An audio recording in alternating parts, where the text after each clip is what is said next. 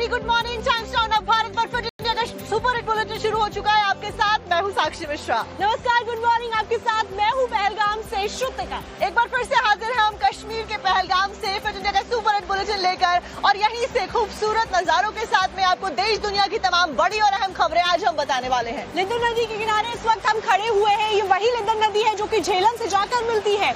बिल्कुल, और यहीं से आज देश दुनिया की खबरें हम आपको बताएंगे, क्योंकि आज का दिन कश्मीर के लिए वैसे भी बहुत खास है। तो बिना वक्त गवाए शुरुआत करते हैं, देश दुनिया की खबरों के सिलसिले को आपको बताते हैं। हम इस वक्त कश्मीर के अंदर है और कश्मीर के लिए आज बहुत ही बड़ा दिन है, क्योंकि प्रधानमंत्री नरेंद्र मोदी पहलगाम हमले के बाद आज पहली बार कश्मीर दौरे पर आ रहे हैं और यहाँ पर 46,000 करोड़ से भी ज्यादा के प्रोजेक्ट्स का उद्घाटन करके कश्मीर को सौगात देने वाले हैं। सबसे महत्वपूर्ण इसमें है चिनाब ब्रिज का उद्घाटन करना, जो कि पहले डिले हो गया था और आज उसको उद्घाटन करने के लिए पीएम पहुंच रहे हैं। चिनाब ब्रिज की वजह से ही अब श्रीनगर से दिल्ली तक एकदम सीधा रास्ता जुड़ने वाला है। और साथ ही साथ आपको बता दें कि कटरा श्रीनगर से वंदे भारत को भी हरी झंडी प्रधानमंत्री नरेंद्र मोदी की तरफ से दिखाई जाने वाली है। और यही कारण है कि पाकिस्तान के पसीने छूट रहे हैं। पड़ोसी मुल्क पाकिस्तान परेशान नजर आ रहा है, क्योंकि जिस टूरिज्म को तोड़ने की कोशिश पाकिस्तान ने आतंकवाद को फैलाकर कश्मीर में करने की कोशिश की थी, ये ब्रिज जब उद्घाटन इसका किया जाएगा तो यहाँ पर टूरिज्म को बढ़ावा मिलेगा। फिलहाल 3 तस्वीरें आपको दिखाते हैं। आज पीएम मोदी कश्मीर की इस बदली हुई तस्वीर पर नया फ्रेम सेट करने वाले हैं। पीएम मोदी कश्मीर में 46,000 करोड़ के प्रोजेक्ट की सौगात देने वाले हैं। पीएम मोदी का दौरा पहलगाम घटना के बाद बने हालात को देखते हुए बहुत ही अहम माना जा रहा है, क्योंकि जिस आतंकी घटना से पाकिस्तान ने कश्मीर में टूरिज्म को तोड़ने की कोशिश की, उसी पर आज जवाब प्रधानमंत्री नरेंद्र मोदी की तरफ से दिया जाने वाला है। और ये ट्रेन राजधानी श्रीनगर को माता वैष्णो देवी के धाम कटरा से भी जोड़ने वाली है। इससे जुड़ी हुई तमाम जानकारी एक रिपोर्ट में देते हैं। इतना ही नहीं, पीएम मोदी कटरा में 46,000 करोड़ रुपए से अधिक की कई विकास परियोजनाओं का शुभारंभ करेंगे। उनमें 272 किलोमीटर लंबे उधमपुर श्रीनगर बारामूला रेल लिंक परियोजना भी शामिल है। भारत का बहुत बड़ा एक सपना था, बहुत लंबे समय से एक सपना था कि जम्मू और श्रीनगर रेलवे लाइन से जुड़े, और ये सपना पूरा हुआ है। माननीय प्रधानमंत्री जी कल इस रेलवे लाइन को लोकार्पण करेंगे।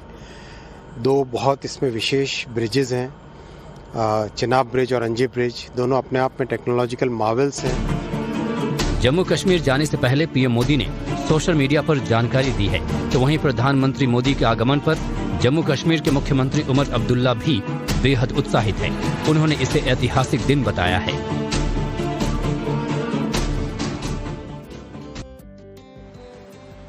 कश्मीर के लिए आज का दिन बेहद ही खास होने वाला है, क्योंकि जम्मू से श्रीनगर की दूरी घटने वाली है और साथ ही साथ हाई क्लास ट्रेन की सौगात भी कश्मीर को मिलने जा रही है। वंदे भारत ट्रेन की सौगात मिलने जा रही है और इसीलिए वंदे भारत ट्रेन पूरी तरीके से सज धज कर श्रीनगर स्टेशन पर खड़ी भी कर दी गई है, पहुंच चुकी है। यहाँ पर हमारे संवाददाता साहिल सोहेल ने वंदे भारत ट्रेन की तस्वीरें कैप्चर करी है, आप तक पहुँचाते हैं।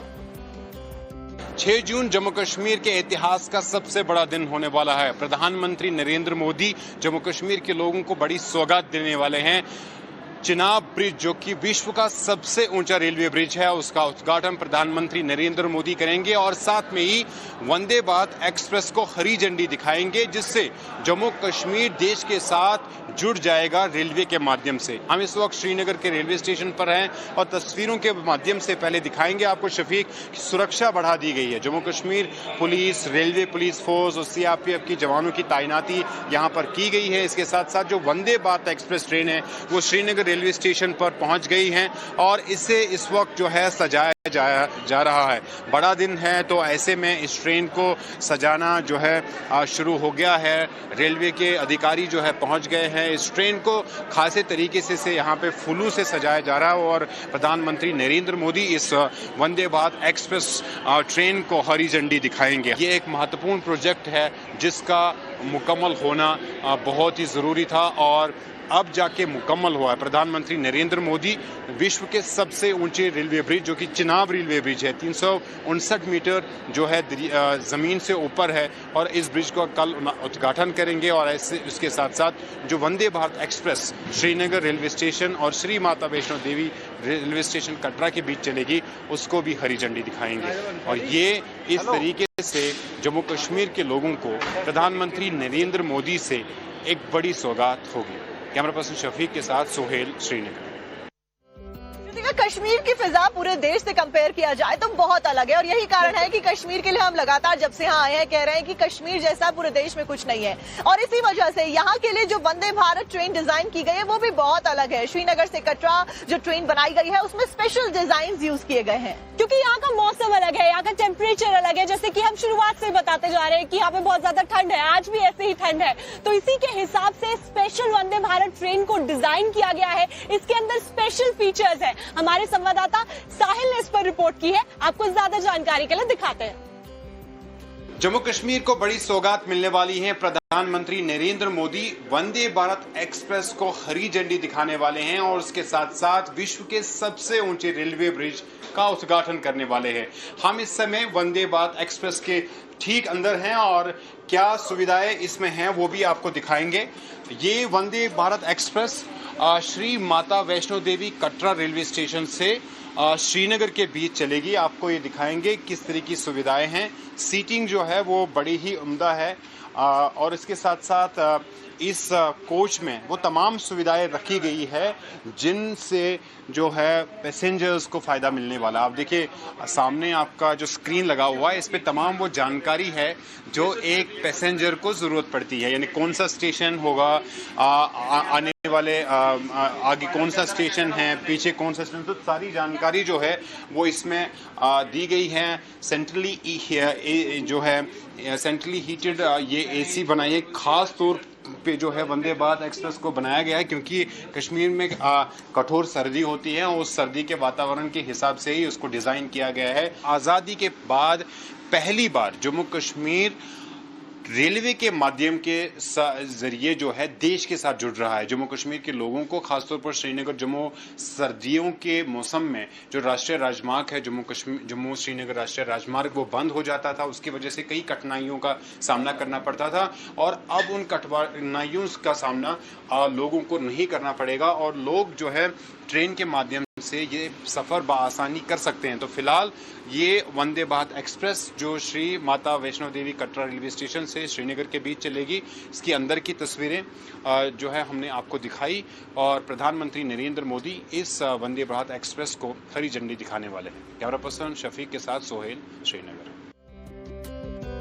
प्रधानमंत्री नरेंद्र मोदी आज कश्मीर आ रहे हैं और कश्मीर को दिल्ली से जोड़ने वाले प्रोजेक्ट्स की शुरुआत करने जा रहे हैं। ऐसे में कश्मीर को हाई अलर्ट पर रखा गया है, सुरक्षा के पुख्ता इंतजाम किए गए हैं, नो फ्लाइंग जोन बनाया गया है। रियासी और उधमपुर के जिलों को नो फ्लाइंग जोन घोषित कर दिया गया है। तमाम जो सुरक्षा एजेंसीज हैं वो भी एक्टिवली काम करती हुई नजर आ रही है। इसके साथ साथ में चप्पे चप्पे पर जो पहरेदारी है उसको बढ़ा दिया गया है, सघन चेकिंग की जा रही है क्योंकि पीएम का यह दौरा ऑपरेशन सिंदूर की शुरुआत के बाद में पहला दौरा है कश्मीर में। तो ऐसे में जब पीएम मोदी आज पहुंचेंगे तो उसके लिए पूरे इंतजाम किए गए हैं। करीब 11 बजे चिनाब पुल का उद्घाटन करने वाले हैं पीएम मोदी। इसके बाद पुल के डेक का दौरा करेंगे प्रधानमंत्री नरेंद्र मोदी। सिंदूर के बाद में पीएम मोदी का पहली बार का कश्मीर दौरा, ऐसे में पीएम की सुरक्षा को देखते हुए ही ये सब व्यवस्थाएं की गई है। पीएम मोदी सुबह 11 बजे चिनाब पुल का उद्घाटन करेंगे, इसके बाद पुल के डेक का दौरा भी करेंगे।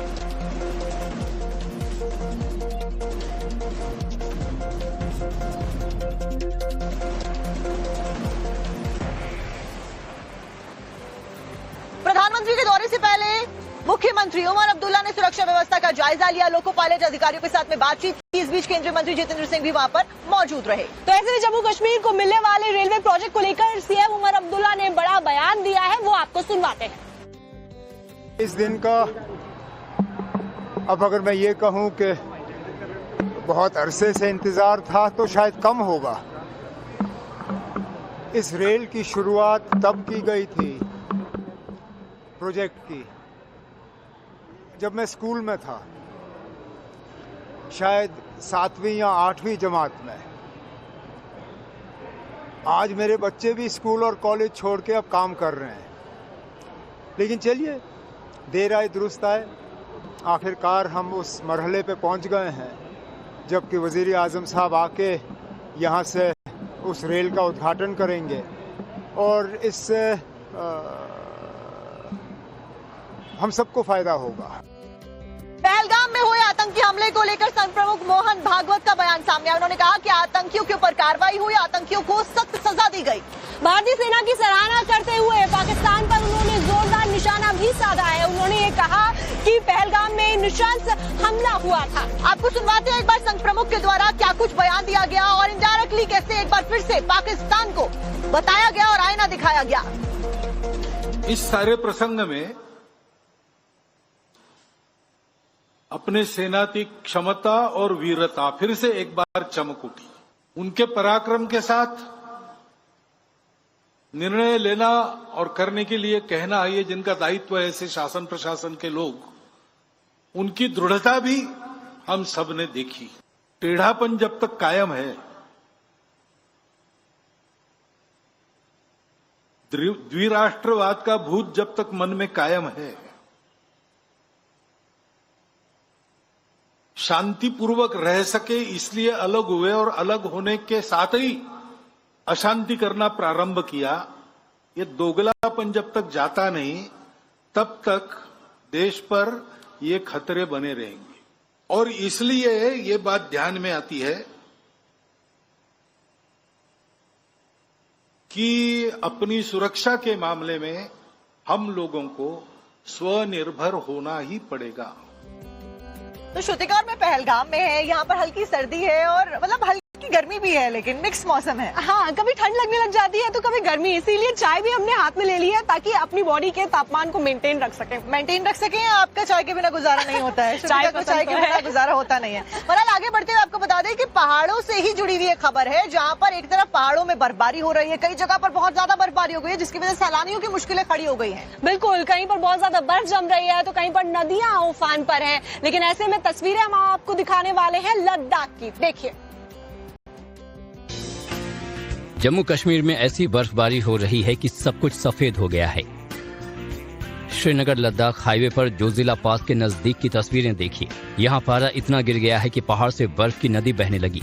ऐसा कई बार होता है जब पहाड़ों से गिरने वाले झरने जम जाते हैं, लेकिन ऐसा कम ही देखने को मिलता है जब नदी की तरह बहती हुई बर्फ दिखाई दे। इन दिनों पहाड़ों पर सफेद नजारा देखने को मिल रहा है। कश्मीर घाटी से लद्दाख तक भारी बर्फबारी हुई है, जिसके बाद पारा माइनस में चला गया है और पूरा इलाका जम गया है। कई जगहों पर तो 3 फीट से ज्यादा बर्फबारी हुई है, जिसके बाद गाड़ियां तो दूर, लोगों का पैदल आना जाना भी दूभर हो गया है। हालात ऐसे हैं कि लोग खुद ही बर्फ हटाने के काम में जुट गए हैं। हालांकि प्रशासन की तरफ से कई जगहों पर बर्फ हटाने का काम जारी है। इस भारी बर्फबारी के बीच एक और दिलचस्प तस्वीर सामने आई है। सफेद नजारे के बीच वंदे भारत ट्रेन बर्फ में चलती हुई नजर आई, यानी हाड़ कपा देने वाली ठंड और भीषण बर्फबारी में भी वंदे भारत के पहिए नहीं थमे।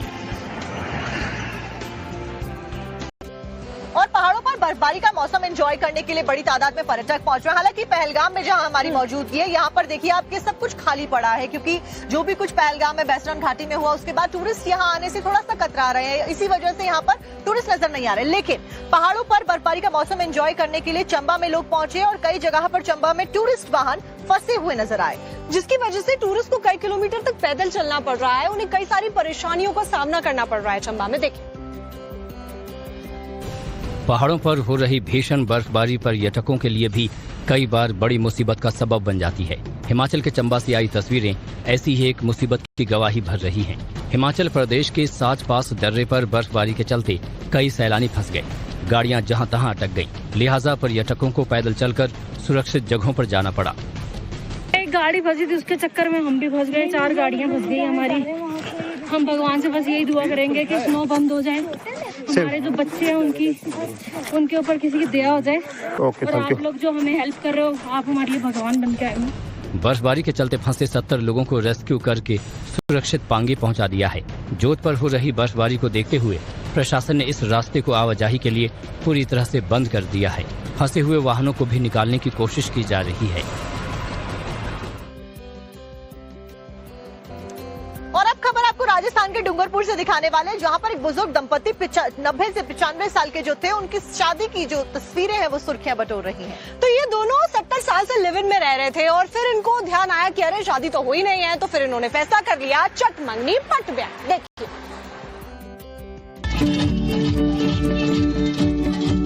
डूंगरपुर जबलपुर जिले के गलंदर गांव में एक अनोखी और भावुक कर देने वाली शादी देखने को मिली। 70 साल तक लिव इन रिलेशनशिप में रहने के बाद 95 वर्षीय रामा भाई अंगारी और 90 वर्षीय ज्यूली देवी ने पारंपरिक तरीके से विवाह कर लिया। इस शादी से पूरे गांव में खुशी का माहौल है। शादी समारोह किसी युवाओं की शादी से कम नहीं थी। गांव में बिंदोरी निकाली गई, डीजे बजा, राम भाई के बेटे पोते और गांव वाले जमकर नाचे। रामा भाई और ज्यूली देवी ने एक दूसरे के हाथ थामकर 7 फेरे लिए। 1 जून को लग्न और हल्दी की रस्में हुई और 5 को शादी। गांव वालों को भोज भी कराया गया। रामा भाई और ज्यूली देवी पिछले 70 सालों से साथ रह रहे थे। इस दौरान उनके 8 बच्चे हुए, 4 बेटे और 4 बेटियां। इनमें से 4 बच्चे सरकारी नौकरी में हैं और 2 बहुएं भी सरकारी नौकरी में हैं। पोते पोतियों और नातियों की पूरी पीढ़ी अब जवान हो चुकी है। अब जाकर इस बुजुर्ग दंपत्ति ने परिवार के सामने शादी की इच्छा जताई। तो अभी हम चाय पी रहे हैं और ऐसे में साक्षी कह रही थी कि उनको एक दूध पसंद नहीं आ रहा है चाय वाला, क्योंकि मैं मतलब ये दूध यहाँ की जो बकरी है उसका है ये दूध और उससे चाय बनी हुई, लेकिन मुझे क्योंकि अमूल दूध की आदत है इसीलिए। आपको अमूल दूध पसंद है तो फिर तो ये खबर आपको जरूर देखनी चाहिए, क्योंकि यूरोप के लोग भी अब अमूल दूध पीने वाले हैं। यूरोप के मार्केट में अमूल दूध की एंट्री हो गई है। दरअसल भारत का डेयरी उद्योग और भी ज्यादा आगे बढ़ने वाला है, क्योंकि अमूल दूध के जो टेट्रा पैक्स है जिनकी शेल्फ लाइफ 6 महीने तक की है उससे ज्यादा है, वो अब स्पेन के बाजारों में बिकते हुए नजर आएंगे। स्पेन की राजधानी मैड्रिड में भारतीय दूतावास की तस्वीरें देखिए। ये स्पेन के बाजार के अमूल के मिल्क प्रोडक्ट की लॉन्चिंग का मौका है। भारत और स्पेन के बीच बढ़ते आर्थिक और सांस्कृतिक संबंधों का भी प्रतीक है। अमूल ने इसके लिए स्पेन की प्रमुख डेयरी कोऑपरेटिव फेडरेशन कोवेप से हाथ मिलाया है। 2025 यूनाइटेड नेशंस ने इंटरनेशनल ईयर ऑफ कोऑपरेटिव्स जाहिर किया है और उस दौरान 2 देशों की बड़ी कोऑपरेटिव्स ने मिलकर इस तरह का काम किया है और हमें पहली बार यूरोप के बाजार में एंट्री मिली। शुरुआती चरण में अमूल गोल्ड फुल क्रीम दूध का टेट्रा पैक में स्पेन के बाजार में उतारा गया है। इसकी सेल्फ लाइफ 6 महीने की है। कोएप के साथ पार्टनरशिप में अमूल का दूध मैड्रिड और बार्सिलोना में बिकना शुरू हुआ है। जल्द ही ये पुर्तगाल, जर्मनी, इटली और स्विट्जरलैंड में लॉन्च करने की तैयारी है। बकरा ईद आने में महज कुछ ही दिन बचे हैं। ऐसे में मुंबई से खबर है जहां पर एक सोसाइटी में बकरा रखने को लेकर मुस्लिम पक्ष कह रहा है और हिंदू पक्ष इसके ऊपर नाराजगी जता रहा है, मना कर रहा है, जिसकी वजह से विवाद होता हुआ देखा गया। तो दोनों ही पक्ष, हिंदू पक्ष और मुस्लिम पक्ष, दोनों ही अपने अपने तर्क लेकर आ रहे हैं। देखिए, घाटकोपर के बाद अब मीरा रोड की ये पॉश सोसाइटी सुर्खियों में है। बकरीद से पहले गेट पर गाड़ियों की चेकिंग की जा रही है ताकि कहीं कोई गाड़ी में चोरी छिपे बकरे को अंदर न ले जा पाए। इस सोसाइटी में तकरीबन 5000 मकान हैं, जिनमें तकरीबन 400 मुस्लिम परिवार रहते हैं। हाईकोर्ट के आदेश के मुताबिक फ्लैट के भीतर बकरे की कुर्बानी देने पर पाबंदी है, लिहाजा गाड़ियों को चेक किया जा रहा है। हालांकि मुस्लिम पक्ष का आरोप है कि सिर्फ मुसलमानों की गाड़ियां चेक की जा रही हैं। बकरा तलाश करने के लिए गाड़ी चेक की जा रही है। जब हमने सामने से लिख के दे दिया कि हम जो सोसाइटी का रूल्स है उसको फॉलो कर रहे हैं, लेकिन सोसाइटी का रूल्स एक तरफा नहीं होना चाहिए, दोनों तरफ होना चाहिए। मुस्लिम पक्ष का कहना है कि वो बकरे की कुर्बानी सोसाइटी में नहीं देंगे, सिर्फ बकरों को 1-2 दिन के लिए सोसाइटी कंपाउंड में रखने की इजाजत दी जाए, जबकि हिंदू पक्ष इसका विरोध कर रहा है। आगे जो हमें अनुभव हुआ है इससे इस बात पर मुझे बिल्कुल विश्वास नहीं है कि वो लोग खाली रखने के लिए लाते हैं। यानी कुछ लोग कुर्बानी भी दे सकते हैं? नहीं, वो कुर्बानी देंगे डेफिनेट। उनको एक बार अगर आपने अंदर आने दिया तो वो करने से पीछे नहीं हटेंगे। keep anywhere ना, but it's about कुर्बानी ना, because they are giving कुर्बानी, तो यहाँ पे बाकी सारे लोग भी रहते हैं ना। ये वही सोसाइटी है जहां 2023 में एक शख्स का लिफ्ट में बकरे को ले जाते हुए वीडियो वायरल हुआ था, जिसको लेकर खूब बवाल मचा था। इस बार ऐसा न हो इसके लिए चेकिंग अभियान जारी है।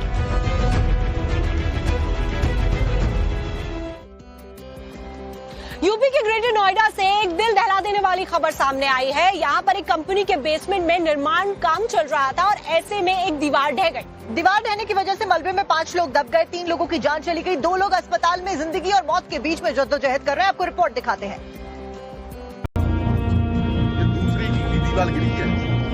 ग्रेटर नोएडा में एक बड़ा हादसा हुआ है। इकोटेक 1 थाना में एक निजी कंपनी में बेसमेंट निर्माण के दौरान अचानक से दीवार गिर गई। इस दौरान वहां काम कर रहे 5 मजदूर दीवार के नीचे दब गए। इनमें से 3 की मौत हो गई, जबकि 2 अस्पताल में भर्ती हैं। जैसे ही खबर फैली, इकोटेक और कासना थाने की पुलिस मौके पर पहुंची। पुलिस ने फायर टीम के साथ रेस्क्यू ऑपरेशन चलाकर सभी घायलों को बाहर निकाला और फटाफट नजदीकी अस्पताल में ले जाया गया। लेकिन अफसोस, इलाज के दौरान 2 महिलाएं और 1 पुरुष जिंदगी की जंग हार गए। ये लोग महोबा के रहने वाले थे। 2 जख्मियों का अस्पताल में इलाज चल रहा है। उनकी हालत अब ठीक बताई जा रही है। पुलिस ने इस हादसे के लिए जिम्मेदार ठेकेदार को पकड़ लिया है। मृतकों के घर वाले मौके पर पहुंच चुके हैं। पुलिस ने शिकायत के आधार पर केस दर्ज कर लिया है। इलाके में हालात काबू में हैं, लेकिन सवाल ये है कि आखिर इतनी बड़ी लापरवाही हुई कैसे? क्या निर्माण में कोई गड़बड़ थी? पुलिस मामले की गहराई से जांच कर रही है। हादसे की असल वजह सामने आने पर सख्त कार्रवाई की जाएगी। कैंसर एक ऐसी बीमारी है कि जिसका नाम सुनकर ही रूह कांप जाती है। इसका इलाज बहुत ही महंगा होता है, चाहे दवाइयां खरीदनी हो वो भी बहुत महंगी होती है। लेकिन कुछ लोग ऐसे हैं जो कैंसर के मरीजों की जान से खिलवाड़ कर रहे हैं। दरअसल दिल्ली पुलिस ने एक बड़े रैकेट का भंडाफोड़ किया है। ये रैकेट नकली कैंसर की दवाएं, जो कि लाइफ सेविंग ड्रग्स कहलाती हैं, उनको बना रहा था। देखिए रिपोर्ट। दिल्ली में कैंसर जैसी गंभीर बीमारी से जूझ रहे मरीजों को ठगने वाला एक बड़ा रैकेट पकड़ा गया है। क्राइम ब्रांच को इस रैकेट से जुड़ी सीक्रेट लीड मिली, जिसे आधार बनाकर पुलिस ने दिल्ली के लक्ष्मी नगर, बुद्ध विहार और चांदनी चौक में एक साथ छापेमारी की, जिसके बाद कैंसर की नकली दवा के रैकेट का पर्दाफाश हुआ है। इस मामले में 6 लोगों को गिरफ्तार किया गया है, जबकि लाखों की नकली लाइफ सेविंग ड्रग्स भी बरामद की गई है। ये गैंग सोशल मीडिया पर कैंसर मरीजों को झांसा देता था। व्हाट्सएप और टेलीग्राम ग्रुप्स में सस्ते दाम पर लाइफ सेविंग दवाओं का लालच देकर ये लोग नकली इंजेक्शन और टैबलेट बेचते थे। असली दवा की कीमत 1.5 से 2 लाख रुपए होती थी, लेकिन ये शातिर 50 से 70 हजार में नकली दवा दे देते थे। पुलिस ने इनके पास से कैंसर की महंगी दवाओं की नकली खेप बरामद की है। सबसे चौंकाने वाली बात यह है कि इस रैकेट का मास्टरमाइंड नवीन आर्य अभी भी फरार है। वो अभी पुलिस के हत्थे नहीं चढ़ा है। भागीरथ पैलेस में उसकी दुकान से ये काला कारोबार चल रहा था। ये मामला एक बार फिर बता रहा है कि कैसे कुछ लोग इंसानियत को शर्मसार करने से भी नहीं चूकते।